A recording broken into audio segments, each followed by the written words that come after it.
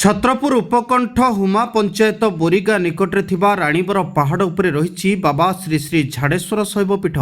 यह पीठ होउछि बहु पुरातन।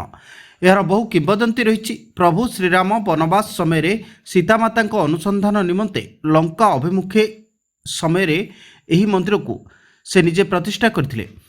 एठारे भक्ति विश्वास रे रही थाए समागम। गंजाम जिला हुमा जातीय राजपथ ठारू कम दूर में अवस्थित ए शैवपीठ प्राकृतिक सौंदर्य परिपूर्ण। तेबे प्रति 12 वर्ष को थरे जगतर कल्याण निमंते विश्वशांति महायज्ञ एठारे अनुष्ठित होई आसुछि।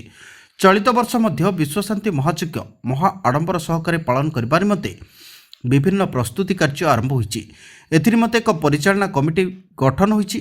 शैवपीठ को अधिक साजसज्जा करबा सहित भक्तों सुविधा निमंते विभिन्न व्यवस्था उपरे नजर दिया जाउछि। गतकाली बोरीगा समेत आखपाख 8 खंड ग्रामवासी मिलित प्रस्तुति बैठक मंदिर परिसर मध्य अनुष्ठित होइछि। चलित वर्ष विश्वशांति महायज्ञ फेब्रुआरी 9 रु आरंभ हेबो बोली जଣାपड़ी। मो नाम हूँ कविराज स्वाई।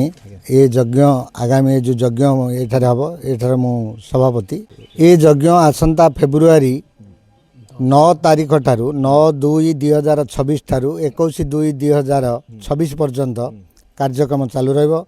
एठारे घृत यज्ञ, नाम यज्ञ, अन्न यज्ञ, गो यज्ञ, गीता यज्ञ यही रकम पंच यज्ञर आयोजन करा जायछि।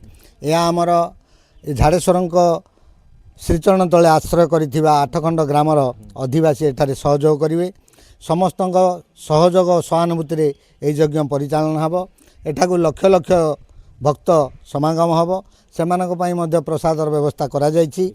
तेणु आमे चाहूँ यह प्रशासनिक तरफर किसी साहाय्य सहयोग जोगाई देले एवं प्रशासनिक सहमति हेले आमे ए यज्ञ श्रृंखला सहित परिचालना करने आशा रखी। देवराज नायक बोरीगा।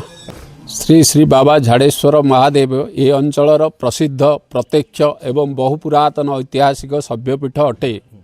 एठी लोकंकर भक्ति विश्वासर सहित समागम होता किंतु जातीय राजपथ 16 नंबर ठारू मात्र 16 किलोमीटर दूर रे अवस्थित थिले मध्य आमर प्रचार प्रसार अवहेला हो सरकारंकर अढ़ुआल दृष्टि अढ़ुआल रही जाइथिबा हेतु एठारे कौनसी किछि उन्नतिमूलक कार्य हो पारि नाही। एणु सरकार को आज आम विनम्र निवेदन करुचु 8 खंड ग्रामवासी तरफरु जहाँ उन्नयनमूलक कार्य एठारे करंतु ताहले प्रभुंकर आशीर्वाद पाइबा हेबे। ता सहित ए अंचलवासीकर कृतज्ञता पाइबा हेबे। एतिकी आमर गंजाम छत्रपुर प्रशांत कुमार महाराणा को रिपोर्ट तेज ओडिशा।